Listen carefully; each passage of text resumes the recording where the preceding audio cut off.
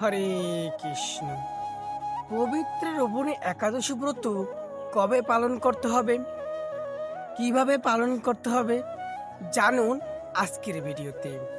তো পবিত্র রোপণী একাদশী ব্রত পালন করতে হবে 16ই আগস্ট 2024 খ্রিস্টাব্দ শুক্রবার দিন। এবং এই একাদশীটি পবিত্র রোপণ মানে পবিত্র কথার মানে কি, আত্মাকে শুদ্ধ করা। এই আত্মাকে শুদ্ধ এবং পবিত্রভাবে এই একাদশী ব্রত যারা পালন করে তারা সমস্ত পাপ থেকে মুক্ত হয়ে উত্তম গতি লাভ করেন। এই একাদশীর দিন, একাদশীর আগের দিন এবং একাদশীর পরের দিন অবশ্যই আপনারা নিরামিষ বা কৃষ্ণ প্রসাদ গ্রহণ করবেন। যারা ইস্কনে আছেন বা যারা ধর্মগ্রন্থ মতে আছেন, বিভিন্ন মতে রয়েছেন, যারা কৃষ্ণ প্রসাদে রয়েছেন তাদের তো কোনো কথাই নেই। যারা মাংসরাহী বা মাংসশাসী আমিষ আহার গ্রহণ করেন তাদের ক্ষেত্রে এই 3 দিন, একাদশীর দিন, একাদশীর আগের দিন এবং একাদশীর পরের দিন, এই 3 দিন অত্যন্ত অবশ্যই একাদশী ব্রত পালন করার দিন। এই সকল দ্রব্য থেকে বিরত থাকুন এবং সকল প্রকার নেশাজাতীয় দ্রব্য, বিড়ি, সিগারেট, পান, তামাক, ফেন্সিডিল, হিরোইন, সকল প্রকার নেশাজাতীয় দ্রব্য মাত্র এই 3 দিন অন্তত বাদ দিন। এতে মিলবে আপনার আধ্যাত্মিক সুখ, মিলবে আপনার মনের শান্তি। এই একাদশীতে পঞ্চ রবি শস্য বর্জনীয়। সমস্ত একাদশীতেই পঞ্চ রবি শস্য বর্জনীয়। পঞ্চ রবি শস্য কি কি? চাল, গম, ভুট্টা, ডাল, এই সকল জাতীয় দ্রব্য দিয়ে বা এই সকল বীজ রান্না করে খাওয়া যাবে না। এবং একাদশীর দিন এগুলো বর্জন, সম্পূর্ণ বর্জন। যারা একাদশীতে নির্জল উপবাস করতে পারবেন তারা সর্বোত্তম। যারা না পারবেন তারা একাদশীর দিন ভগবানের পূজা অর্চনা করে তাকে নিবেদন করে আপনি ফল, মূল, সবজি ইত্যাদি রান্না করে খেতে পারেন। কিন্তু রান্না করার ক্ষেত্রে আপনাকে একটা জিনিস লক্ষ্য রাখতে হবে, যেন বিশুদ্ধ ঘি অথবা সূর্যমুখী তেল অথবা বাদাম তেল আপনি ব্যবহার করতে পারেন। আলু সিদ্ধ, আলুর ভুনা, আলুর চিপস, এই সবজিগুলো আপনি রান্না করে খেতে পারেন। এইভাবে আপনি, এবং আপনি যে একাদশীটি রলেন শুধু একাদশী থাকলেই হবে না। এই একাদশীর দিন আপনাকে ভগবানের কীর্তন, ভগবানের নাম গান, তার ভজন কীর্তনে মেতে থাকতে হবে। অনেকেই প্রশ্ন করেন যে একাদশীর দিন কি রাত্রি জাগরণ করতে হয়? অবশ্যই একাদশীর দিন রাত্রি জাগরণ করতে হয়। যারা না পারবেন, যারা হয়তো চাকরি করেন, ব্যবসা বাণিজ্য করেন, ছাত্র রয়েছেন, তারা হয়তো পরের দিন আবার আপনাকে কাজে যেতে হবে, তারা করবেন কি? তারা অবশ্যই আপনারা রাত্রি জাগরণ না করে ভগবানের পূজা অর্চনা করে যতক্ষণ পারেন, তারপরে আপনারা পরের দিন মানে পালনের দিন ব্রহ্ম মুহূর্তে ঘুম থেকে উঠে স্নানাদি করে আপনি ভগবানের পূজা করে পারণ সম্পূর্ণ করবেন। এবং নির্দিষ্ট সময়ের মধ্যে পারণ কিন্তু সম্পন্ন করতে হয়। মনে করুন আজকে একাদশী, কালকে আপনার সূর্যোদয় 9টা থেকে 9:50 মধ্যে আপনাকে বলার যে পারণ সম্পন্ন করতে।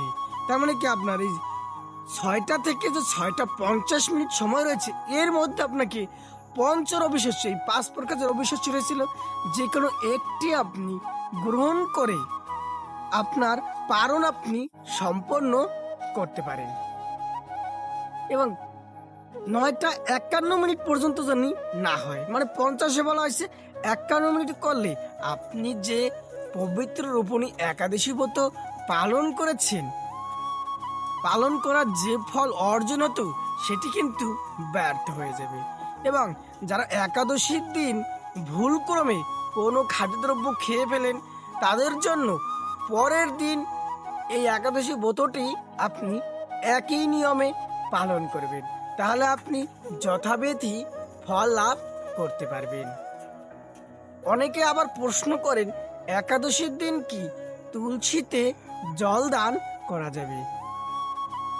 এর আগে আমরা যে একাদশী ব্রতটি পালন করছিলাম, কামিকা একাদশী ব্রত, ওই একাদশীতে যে একাদশীর যে মাহাত্ম্যটি ছিল, সেই মাহাত্ম্যটি কিন্তু সুন্দরভাবে বর্ণনা করেছিল। তুলসীকে জল দান করা যাবে, তুলসীকে ধূপ দীপ ইত্যাদি দেখানো যাবে। বছরের 365 দিনের 365 দিনেই আপনি তুলসীকে জল দান করতে পারবেন, তুলসীকে প্রদক্ষিণ আপনি করতে পারবেন। এইভাবে আপনি প্রতিটি একাদশী ব্রত পালন করবেন।